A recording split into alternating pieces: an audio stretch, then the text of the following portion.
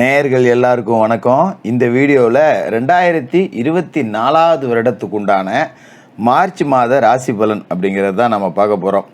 அதாவது ஒவ்வொரு மாதமுமே தொடங்கும் போது பார்த்திங்கன்னா கடந்த மாதத்தில் எதுவுமே நடக்கலையே, இல்லை கடந்த மாதத்தில் எது நடந்தது, இந்த மாதத்தில் வேறு ஏதாவது நமக்கு நடக்குமா, இந்த திட்டங்கள்லாம் நாம் வச்சுருக்கோமே அதை நல்லபடியாக முடியுமா, என்ன செய்யலாம் அப்படின்னு பலவிதமான எதிர்பார்ப்பு அப்படிங்கிறது இருக்கும்.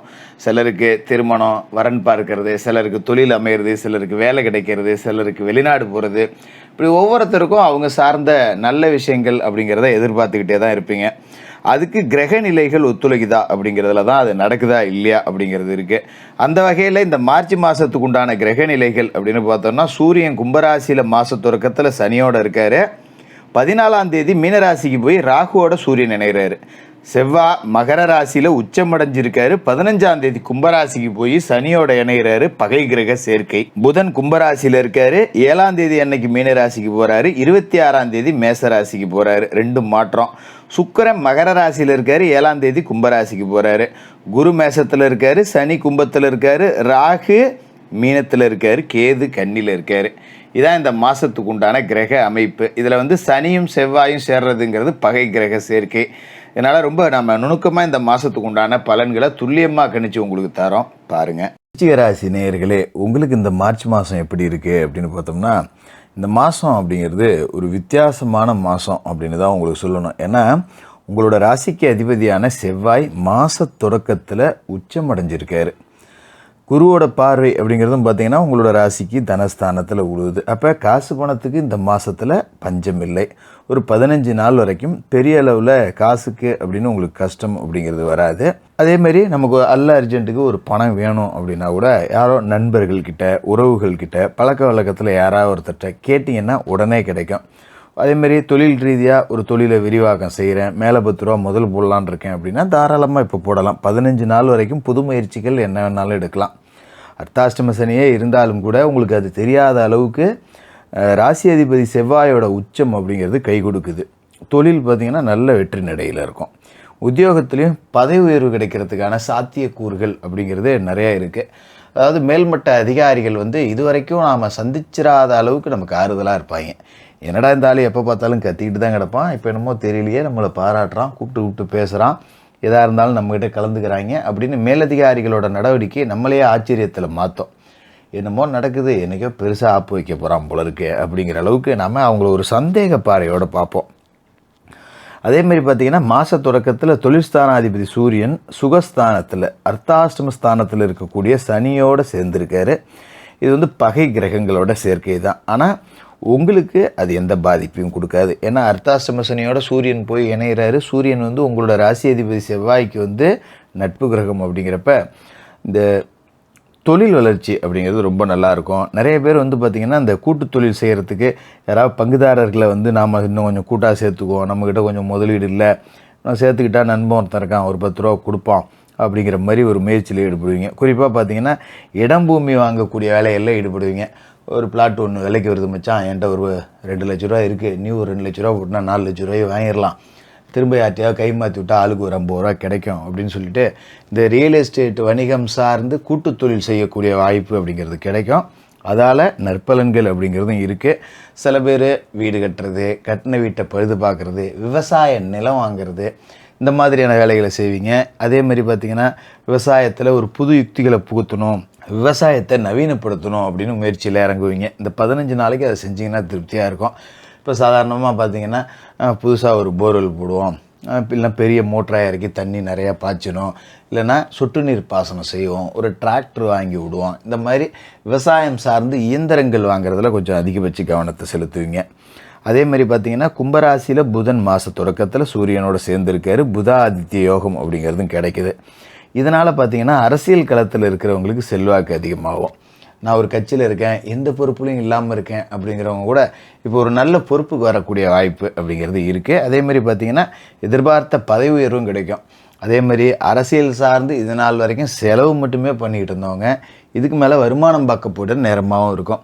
ஒரு அரசியலை வச்சுக்கிட்டு, ஒரு கட்சியை வச்சுக்கிட்டு, ஒரு கான்ட்ராக்டு, கமிஷனு, ஒரு காம்பவுண்டு கட்டுறேன், ஒரு ட்ரைனேஜ் கட்டுறேன், இல்லை ஒரு ரோடு போடுற வேலை எனக்கு கொடுத்துருக்காங்க, இந்த மாதிரி கட்சியை வச்சு காசு சம்பாதிக்கக்கூடிய வாய்ப்பு அப்படிங்கிறதும் முதல் 15 தினங்களுக்கு இருக்குது. 7 நாளைக்கு புதன் அதை இன்னும் கூடுதலாகவே செஞ்சு தருவார் முதல் வாரத்தில்.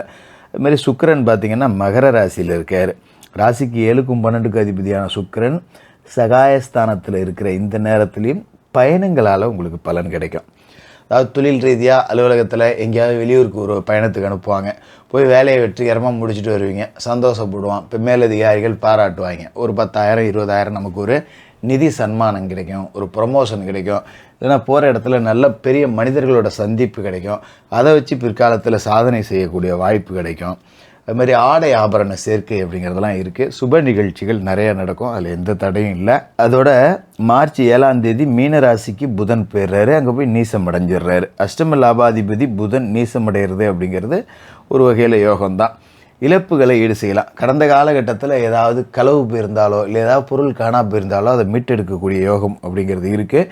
சில பேருக்கு வீடு மாற்றம், உத்தியோக மாற்றம், இது பற்றின சிந்தனைகள் அப்படிங்கிறது இருக்கும். அதுமாதிரி பார்த்திங்கன்னா இதே மார்ச் 8ஆம் தேதி பார்த்திங்கன்னா கும்பராசிக்கு சுக்கிரன் பெறாரு. ராசிக்கு சப்தம விரையாதிபதியாக இருக்கிற சுக்கிரன் 4ஆம் இடத்துக்கு போகிற நேரத்தில் பயணங்கள் அதிகமாகும். நான் ஏற்கனவே சொன்னது தான் திரும்ப திரும்ப திரும்ப திரும்ப வருது. பயணங்கள் அதிகமாகும். பயணங்களால் பலன் இருக்குது. செல்லும் இடத்துல நல்ல தங்குற வசதி கிடைக்கும், நல்ல உணவு கிடைக்கும், பெரிய மனிதர்களோட சந்திப்பு கிடைக்கும், மகான்களோட ஜீவ சமாதிகளில் போய் வணங்கக்கூடிய வாய்ப்பு அப்படிங்கிறது எல்லாம் கூட கிடைக்கும். அப்போ பயணங்களால் பலன் இருக்குது. அதனால் இந்த மாதம் பயணங்களை மேற்கொள்ளுங்க. இல்லை எனக்கு தொழில் ரீதியாக எந்த பயணமும் இல்லை, நான் ஆஃபீஸில் எங்கேயும் வெளியில் பயணம் போகிற வாய்ப்பு எனக்கு கிடைக்கல அப்படிங்கிறவங்க குடும்பத்தோட ஆன்மீக தலங்களுக்கு சுற்றுலா போங்க. ஒரு திருப்பதிக்கு போகிறேன், ஒரு அயோத்திக்கு போகிறேன், இந்த மாதிரி வெளியிடங்களுக்கு சுற்றுலா போங்க. வசதி இல்லாதவர்கள் நான் அவ்வளோ தூரம்லாம் பயணம் செய்ய முடியல அப்படின்னா குடும்பத்தோட குலதெய்வ கோவிலுக்காவது போயிட்டு வாங்க. அது உள்ளூரில் இருந்தாலும் சரி. ஒரு பயணம் அப்படிங்கிறத நீங்கள் குடும்பத்தோடு இந்த மாதத்தில் செஞ்சீங்க அப்படின்னா பெரிய அளவில் மாற்றங்கள் அப்படிங்கிறது உங்களோட வாழ்க்கையில் நிச்சயமாக கிடைக்கும். அதே மாதிரி பார்த்திங்கன்னா செவ்வாய் பயிற்சி அப்படிங்கிறது ரொம்ப முக்கியம். இந்த மாதம் 15ஆம் தேதி மகர ராசியில் இருக்கிற செவ்வாய் உங்களோட ராசிக்கு அதிபதி கும்பராசிக்கு பயிற்சியாகி அங்கே போய் சனி கூட சேர்றார். இது கொஞ்சம் சரியில்லாத அமைப்பு தான். ஏன்னா அர்த்தாசிரம சனி அங்கே இருக்கு. அவரோட ராசி அதிபதி செவ்வாயும் போய் பகை வீட்டில் உட்காடுறாங்க. அப்படிங்கிறப்ப தாயாரோட உடல் ஆரோக்கியத்தில் அதிக கவனம் செலுத்தணும்.